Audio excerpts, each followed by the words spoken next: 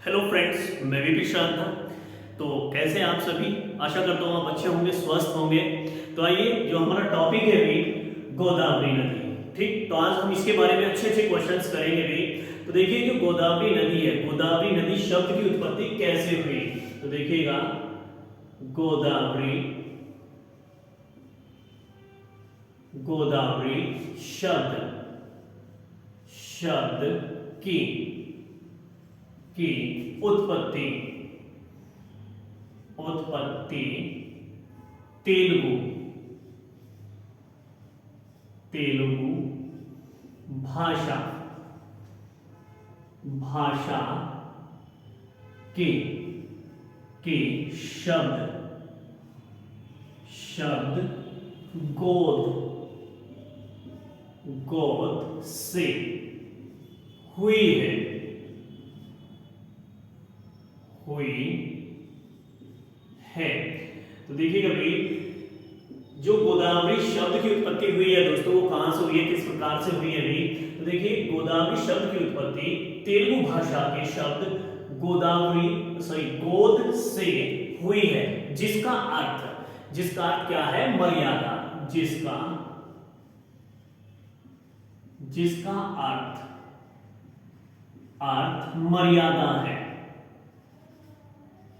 मर्यादा है।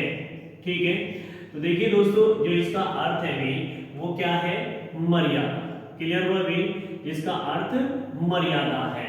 आइए अब उससे आगे बढ़ते हैं भी दोस्तों, नेक्स्ट पॉइंट। तो देखिए, सबसे पहली बात आती है कि जो गोदावरी नदी है, गोदावरी नदी का उद्गम कहां से है, क्या इसको क्या बोलते हैं? तो देखिए भी, इस नदी को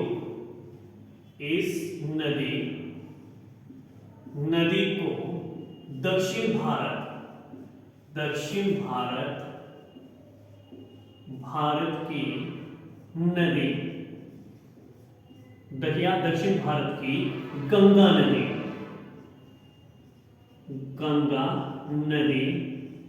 के नाम से भी जाना जाता है। तो देखिए भी, दक्षिण भारत की जो गंगा है, वो किसको कहा जाता है? गोदावरी नदी के। क्यों? क्योंकि गंगा की तरह पवित्र मानी जाती है। और पवित्रता के स्थान पे बात आए तो हम ये भी कह सकते हैं कि भारत की 7 यानी कि 7 पवित्र नदियों में से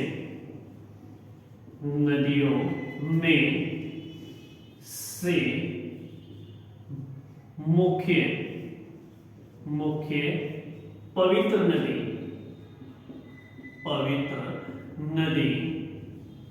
मानी जाती है।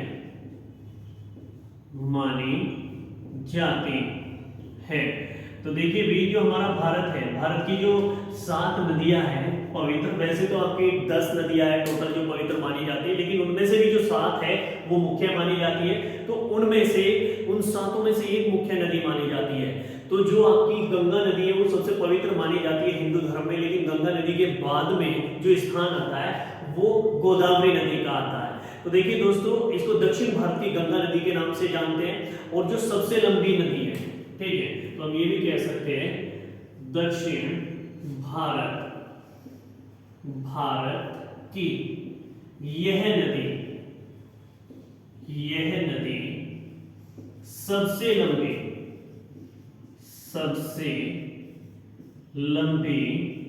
नदी है। तो देखिएगा दोस्तों, जो दक्षिण भारत है, दक्षिण भारत की सबसे लंबी नदी कही जाती है अभी गोदावरी नदी। और उत्तर भारत की या फिर संपूर्ण भारत की जो सबसे लंबी नदी है, वो गंगा नदी कही जाती है। आइए उससे आगे बढ़ते हैं दोस्तों। तो देखिए, अब जो गोदावरी नदी है, इसकी जो लंबाई है वो कितनी है अभी? तो हम ये भी कर सकते हैं, इस नदी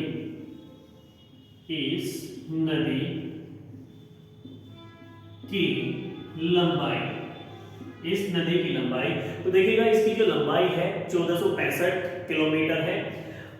1465 किलोमीटर है। ठीक है। तो देखिए दोस्तों, जो हमारा 1465 किलोमीटर है अभी, इस नदी की लंबाई है भाई, किस नदी की लंबाई है? गोदावरी नदी की। तो क्लियर हुआ, 1465 किलोमीटर इसकी लंबाई है दोस्तों। तो आइए अब उससे आगे बढ़ते हैं। तो देखिए उससे आगे जो नेक्स्ट क्वेश्चन है हमारा कि ये कहाँ से निकलती है। तो देखिए जो इसका उद्गम है वो आगे की ओर बढ़ेंगे हम। तो इस नदी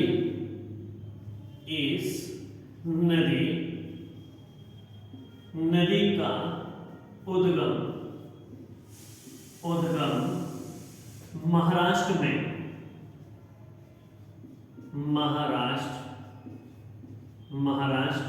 में।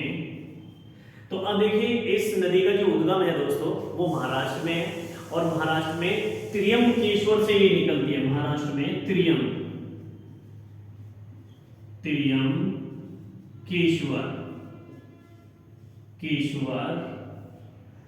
से है। तो देखिए दोस्तों इस नदी का जो उद्गम है भी वो कहां से है भी? महाराष्ट्र से है दोस्तों। और महाराष्ट्र में कहां से है? त्र्यंबकेश्वर से है। तो देखिए त्र्यंबकेश्वर से ये नदी निकलती है भी, और मैं ये भी कह सकता हूं कि त्र्यंबकेश्वर जो निकलती है वो नासिक के पास से निकलती है भी, यानी कि हम ये भी कह सकते हैं कि जो गोदावरी नदी है वो नासिक के पास से निकलती है। ठीक है, तो दोस्तों ये चीज आपको समझ में आए। आइए एक बार रिवीजन कर लेते हैं। गोदावरी नदी का शाब्दिक अर्थ किसकी, यानी कि गोदावरी नदी शाब्दिक या गोदावरी शब्द की उत्पत्ति कहां से हुई? तेलुगु भाषा से। ठीक है, और तेलुगु भाषा में जो शब्द है वो कौन सा है? गोद। ठीक है, ओके दोस्तों। और जिसका अर्थ क्या है? मर्यादा। ओके, तो इसका जो अर्थ है दोस्तों मर्यादा, इसका अर्थ मर्यादा है। आइए उससे आगे चलते हैं नेक्स्ट पॉइंट। देखिए इस नदी को दक्षिण भारत की क्या कहा जाता है? गंगा नदी कहा जाता है। ठीक है, और क्यों कहा जाता है? क्योंकि जो हमारी सात मुख्य पवित्र नदियां हैं उनमें से ये मुख्य नदी है, इसलिए इसको पवित्र नदी के नाम से माना जाता है। आइए उससे आगे बढ़ते हैं। दक्षिण भारत की यह नदी सबसे लंबी है। ठीक है, और इसकी लंबाई कितनी है? 1465 किलोमीटर। उससे आगे बढ़ते हैं। इस नदी का उद्गम महाराष्ट्र में त्र्यंबकेश्वर से होता है। तो यहां तक सभी को समझ में आया अभी? तो आइए उससे आगे बढ़ते हैं।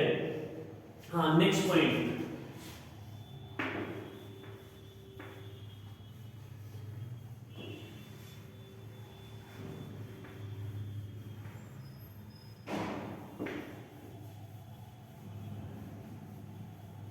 तो देखिए भाई सभी स्टूडेंट से मेरा अनुरोध है, और जितने मेरे शुभचिंतक है मेरा सभी से ही कहना है कि वीडियो को ज्यादा से ज्यादा शेयर कीजिएगा और चैनल को सब्सक्राइब कीजिएगा।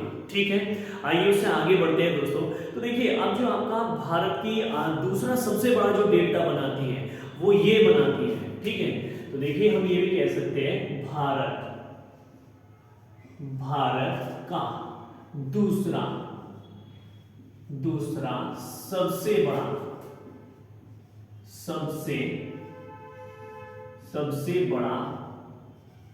डेल्टा। ठीक है, तो देखिए भाई भारत का दूसरा सबसे बड़ा जो डेल्टा है वो कौन सा है? बहुधा केजी डेल्टा। तो हम इसको कर सकते हैं बहुधा केजी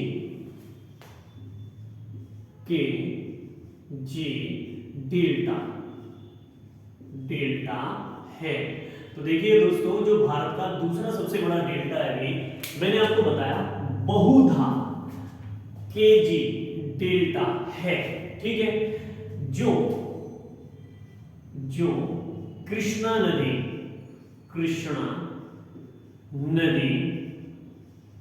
के साथ मिलकर, कृष्णा नदी के साथ मिलकर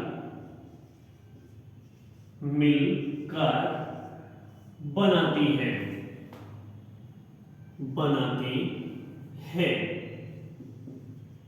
तो देखिएगा दोस्तों भाई जो हमारा ये नदी है भाई गोदावरी नदी, तो ये कृष्णा नदी के साथ में मिलकर डेल्टा बनाती है। और वैसे ही मैं आपको बता चुका हूं कि विश्व का सबसे बड़ा डेल्टा कौन सा है? सुंदरबन का डेल्टा। ठीक है, तो हम इसको नोट कर सकते हैं कि ऐसे लिख सकते हैं भी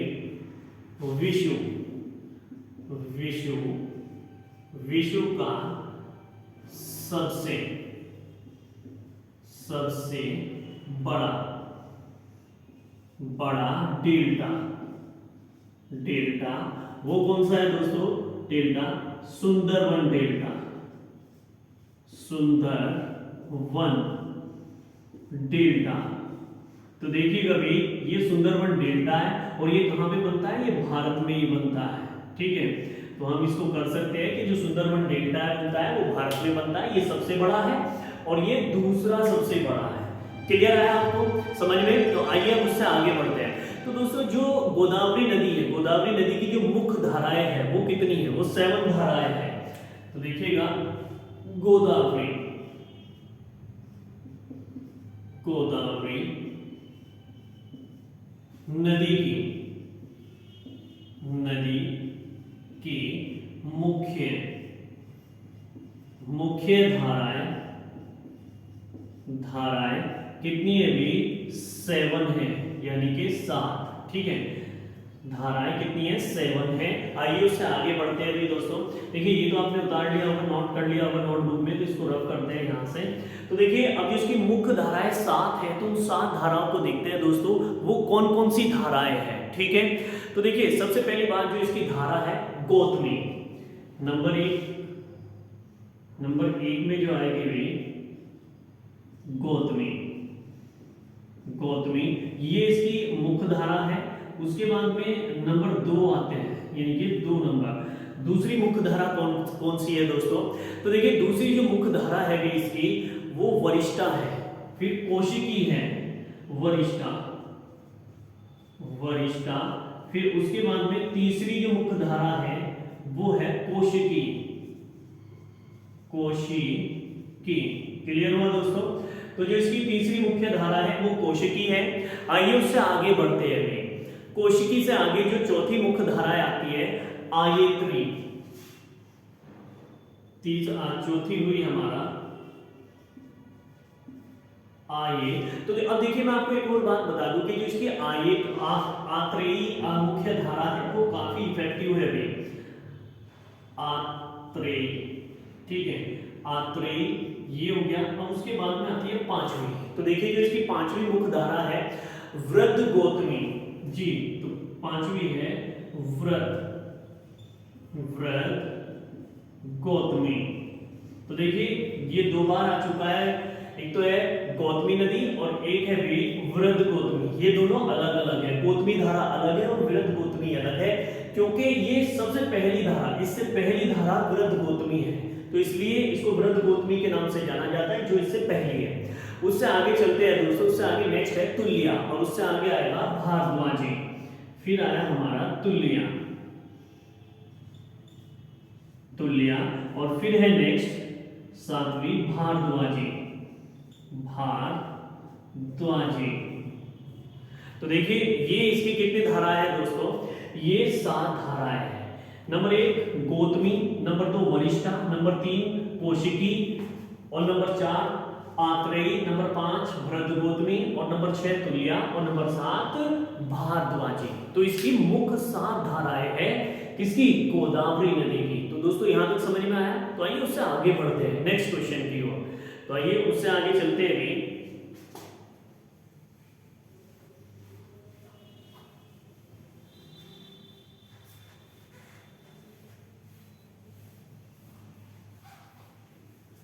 ठीक है, आइए उससे आगे। तो देखिए नेक्स्ट जो आएगा हमारा क्वेश्चन कि जो महाभारत के वन पर्व में, ठीक है, 7 नदियों का उल्लेख मिलता है। तो अब देखिए ये जो 7 नदियां हैं, देखिएगा इस नदी की 7 धाराओं का उल्लेख। तो देखिएगा भी इस जो आपकी गोदावरी नदी है, इस नदी की 7 धाराओं का जो उल्लेख मिलता है वो कहां पे मिलता है? तो वो मिलता है महाभारत के वन पर्व में। महाभारत उल्लेख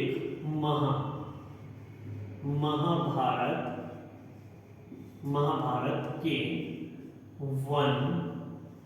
वन पर्व में सप्तम नदियों के रूप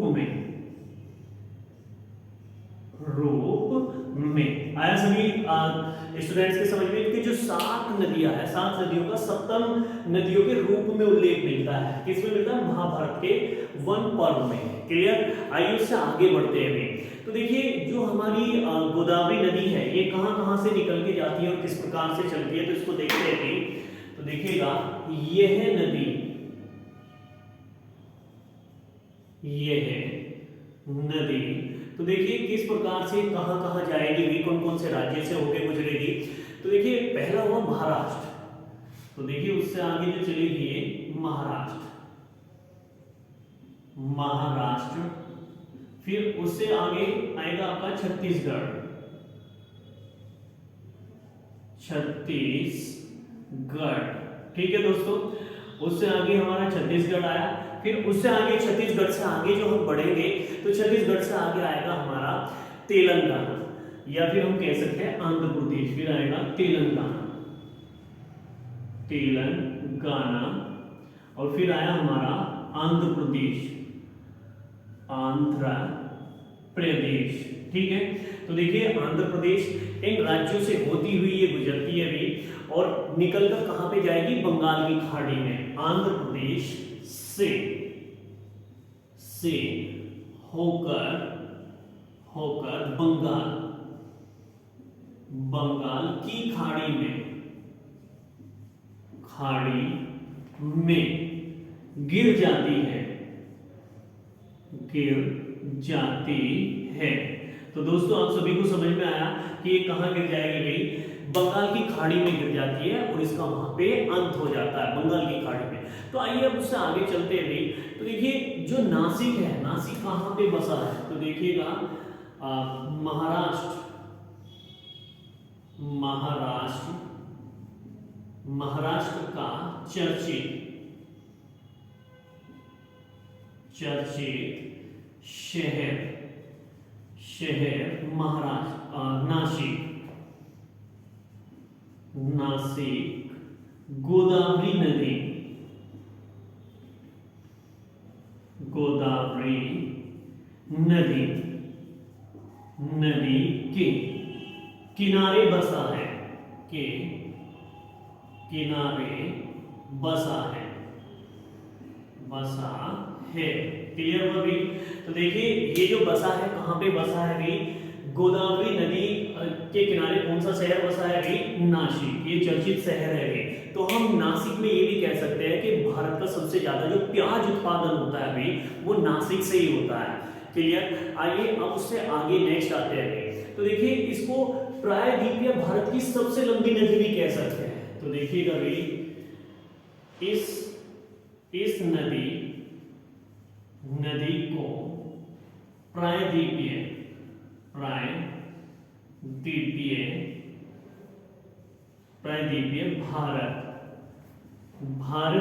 सबसे लंबी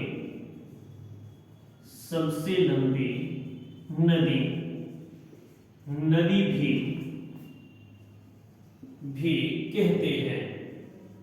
कहते हैं। तो देखिए प्रायद्वीपीय दोस्तों क्यों कहते हैं? क्योंकि जिसके तीन ओर या जिसका तीन ओर से हिस्सा पानी से घिरा हो उसे प्रायद्वीप बोलते हैं, ठीक है। और जिसके चार ओर हिस्सा पानी से घिरा हो तो उसको क्या बोलते हैं? द्वीप बोलते हैं दोस्तों। तो प्रायद्वीप और द्वीप में आपको समझ में आया। तो देखिए भारत को नीचे की ओर से दक्षिण भारत में तीन ओर से पानी से घिरा हुआ है। पश्चिम में तो अरब सागर है दोस्तों, और दक्षिण में हमारा हिंद महासागर है, और पूर्व की ओर बंगाल की खाड़ी भी है और अंडमान निकोबार भी है। तो हम इसको कह सकते हैं कि प्रायद्वीपीय भारत की जो नदी कही जाती है दोस्तों, तो किसे कहा जाता है? गोदावरी नदी को कहा जाता है। तो आइए दोस्तों उससे आगे बढ़ते हैं। तो देखिए गोदावरी नदी की जो सहायक मुख्य नदी है वो कौन सी है? तो आइए इसको रफ करते हैं दोस्तों, उससे आगे बढ़ते हैं।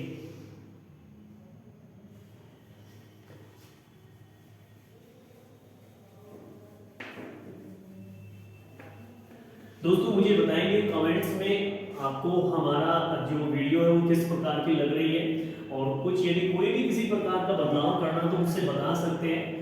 आगे आने वाली वीडियो में मैं कर दूंगा, ठीक है। तो और वीडियो को ज़्यादा से ज़्यादा लाइक और शेयर करेंगे। सभी स्टूडेंटों ने लाइक और शेयर भी किया है और भी करेंगे, ठीक है।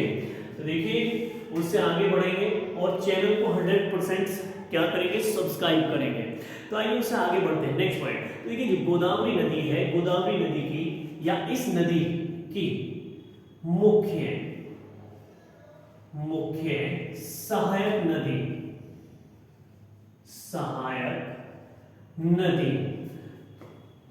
तो देखिए मुख्य सहायक नदी है भी वेनगंगा। ठीक है, तो देखिए दोस्तों इसकी जो मुख्य सहायक नदी है दोस्तों वो वेनगंगा है। अब देखिए जो वेनगंगा है, वेनगंगा पर कौन सा बांध बना हुआ है अभी, तो देखिए संजय सरोवर बांध बना है। तो देखिएगा इस नदी पर, नदी पर संजय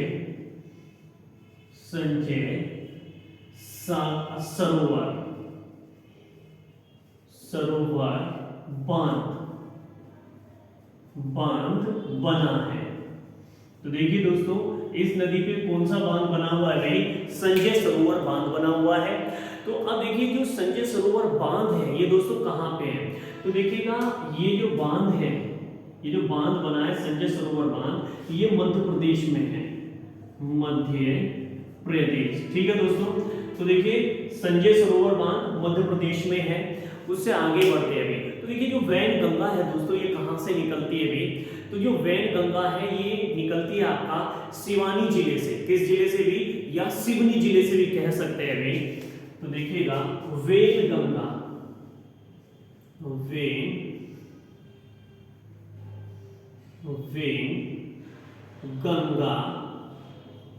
गंगा नदी मध्य प्रदेश के सिवनी जिले से